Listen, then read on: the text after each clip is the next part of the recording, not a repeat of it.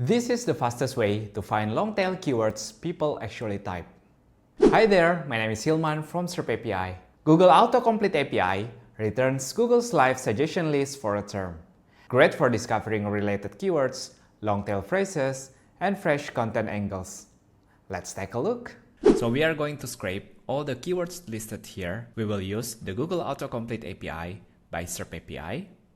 You can see there is a playground link there where you can play around with our API. You can also test it directly here. Let's check the same keyword we tested previously on the Google search. Here, you should see each of the keywords listed here are available under Suggestions response. In each of the items, you can see the value or the keyword itself, the relevance points, the type, and also the SERP API link if you are interested in doing a subsequent request to this particular keyword. So this is what you can expect from this API. To get started, ensure to register at serpapi.com, go to your dashboard and copy your API key. I've prepared a new directory here. We will install two packages. First, the request package to perform an HTTP request to hit our endpoint, and the python.env package to store our API key securely. Moving to the text editor, I have the main.py file and also the .env file.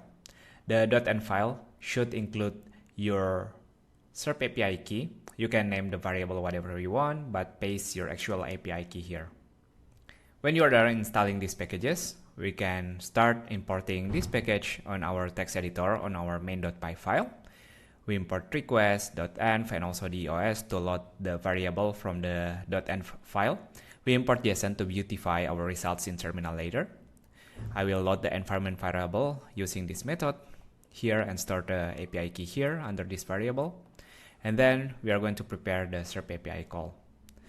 So we'll have an empty parameter here where we will list all the relevant parameters and calling the request.get method using this endpoint and include the parameters there. And then getting the JSON results in the response and prints the response nicely with the JSON method. So in the params, we require two things first. The API key, which we get from this variable, and then the engine, which is Google Autocomplete in this case, and then the query you want to search for. For example, query, and we can also type is AI with a space here. Of course, you can search for something else. Let's say soccer team. Let's try to run this file. We got a successful response with the soccer team query here. As you can see on the suggestion, it will show all the suggested keywords with the relevance points. Knowing that our keywords on an array like this, let's try to print the individual items. So I'll comment out the original print and then only focus on the value and also on the relevance after looping the suggestions here. Let's rerun our search. And as you can see, we can now see all the value and the relevance point nicely listed here. I hope you enjoyed this video. See you on the next one. Bye.